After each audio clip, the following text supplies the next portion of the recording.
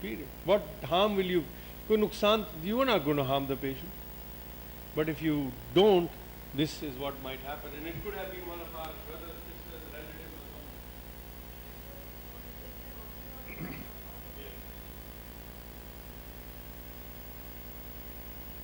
But then the radiologist CT scan report, I mean, end of the day, they are supposed to be experts in reporting CT scans. So even if I look at the CT scan, I'm useless as far as I'm concerned. I'm not going to do it. ऊपर भी जब laparoscopic किया, they did not do it open. laparoscopic किया और उन्होंने scientific method कर दिया और उन्होंने कहा ये problem है. जब वो specimen को खोल के देखा, before closing, specimen में कुछ था ही नहीं तो उन्होंने कहा ये क्या हो गया? मैंने कहा ये this is not, it's not possible that the tumor vanished. एक biopsy proven adenocarcinoma. No, I agree with you. I think, but I'm not interested in the surgeon. As an endoscopist, as a colonoscopist, as a gastroenterologist, I'm worried about my report. If I give the right report, then Sharia, you can do whatever you want to. You can't put a blame on me. But I keep saying, do not put centimeters. This is an example that I want to give.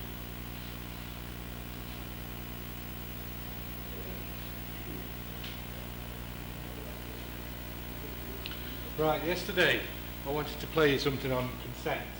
So, if consent, the moral of this is if consent is done correctly, then things will last a long time. I'll give you a copy for future reference. Right. So, what you're going to see is two fine figures of individuals who are still present, alive, kicking. Well, what we're talking about, when you get married in the UK, you sign this thing. It's called a register. That's the same ring as the same. It's on this finger now because I've grown a little since then. But what this is, it's like a consent, an agreement, a partnership. When the patients come, you have to consent them for an agreement, a partnership, what you're going to do. You tell them what you're going to do. But in the UK, we say what we'd like to do, we say what the intention is, and then we make an agreement with the patient should they not be able to tolerate, etc., etc. I don't know how you go about it in Pakistan, but there are times when you can't complete a test. So you need to let them know what those reasons are. Sometimes marriages don't last, but what people have to do is be sincere about their promises to each other. So have a laugh, you know, see how I walk, and then go with you. Yeah, unfortunately, disappointingly, I got.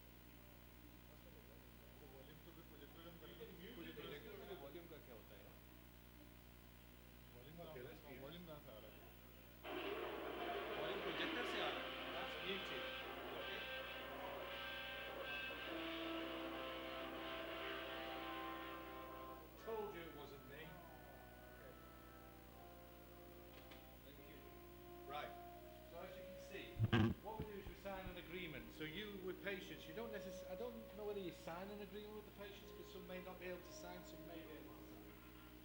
But just a few information, you see this dress? Jana actually made this dress. Herself? Herself. The bridesmaids' dresses, Jana actually made the bridesmaids' dresses. Now, communication, sometimes on these events, and I'm talking about with patients, they don't go very well. So me being me, we were told to line up. I thought they said line up. And then I forgot to hear the words, then leave. So I stand there like a fiddle, waiting to what happens, and we were supposed to walk out. But then we paused. Well, I paused. And we stood there. What we stood here for? So I'm actually asking, what we stood here for? Yeah, that was it, what we stood here for. Next minute, mother-in-law pops up. Shift. There we go, mother-in-law. Whoops. Off we go. So nearly 32 years later.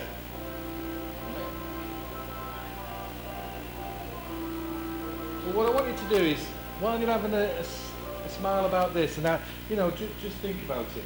If you do something correctly, and you do something for the right reasons, and you do something with integrity and honesty, and stick to it, then you cannot do but be successful. And I think I've been successful. That's not because I want to show you this and say that's my wife, but what I want you to do is to say to you, if you actually think about patience, if you do it with integrity, do it with honesty, do the best that you cannot but be successful. Be it that you might not achieve what you've said that you're going to achieve, but that's life. That's what you've got to accept. And marriage is a real reflection of life. Doing what we do is a real reflection of life. Okay? That's what I was trying to get over. Thank you very much. So, we'll go now. Do you want a copy? Yeah. But where is the video? It's about what again? No, well, I'm playing PowerPoint. Video is actually... Do you want us to do jets? No, we do tomorrow.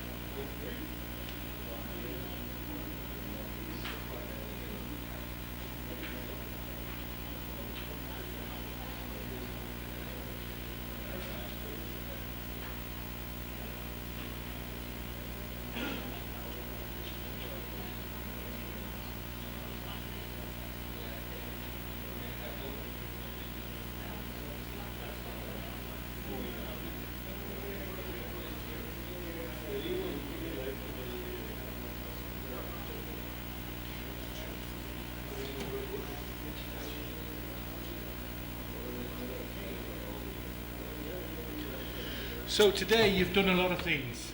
Hopefully people have actually felt that you've been supported while you've been doing it. Is there anything that you'd like to go over for a quick 2 minutes before we finish? So is there anything that you don't understand? Apart from me. So what we need you to do is have a think about how the scope rolls between the fingers and the thumb. Not fist gripping, just letting it roll. How the scope is supported by this. Your posture, how it can actually alter what you're doing. It's very important about your posture. This morning, one of you guys was like this. In 10 years, one of you guys will be walking down the street like this. So if you scope like this, you're going to end up like this. If you scope in a strange position and you hurt your back, you'll end up permanently with a hurt back. Think about what we call in the UK ergonomics. Ergonomics is about your posture. Think about how you stand. If it's every now and again just straighten yourself up, stand on your tiptoes. Make sure that you're doing this correctly. If you don't feel right, make the room adapt to you. Here it's very difficult, but in your own setting you might be able to do this. My setting I can adjust the environment. Your setting you need to adjust the environment. Think about it. Up on your tiptoes and make sure you can. The thing that we haven't touched on is trolley height. If the trolley is down here, you will drop your shoulder. If the trolley's up here, you'll lift your elbow.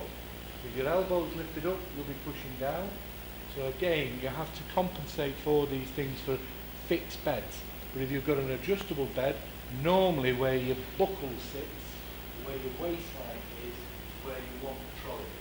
The reason for that is then you actually advance the scope in a straight line. And you can keep this absolutely parallel and symmetrical in what you're doing. So you can do it.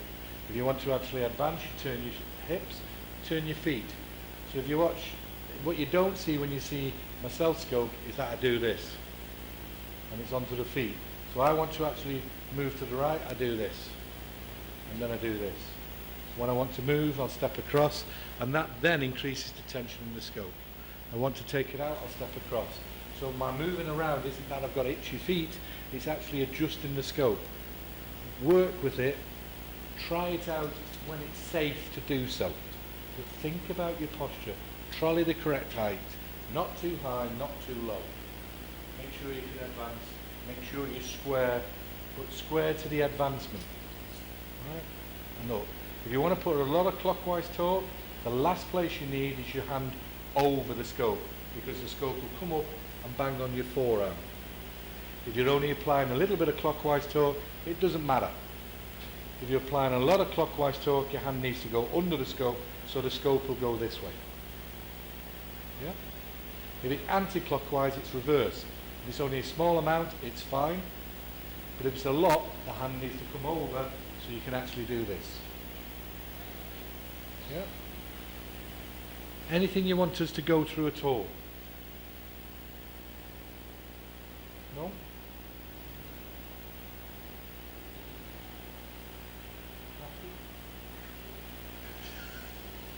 There are some things that obviously will be covered tomorrow as well. We will give you a chance. There's a lot of material in your folder. If you get a chance to read it, this is the time. So it's very difficult to go back and read. You're enjoying, you're understanding, you're passionate as well. This is a good time to read. Once you leave, then it goes into the shelf, and then something else goes on top of it, and then eventually it's forgotten. Do that. Call it a day tomorrow. Start at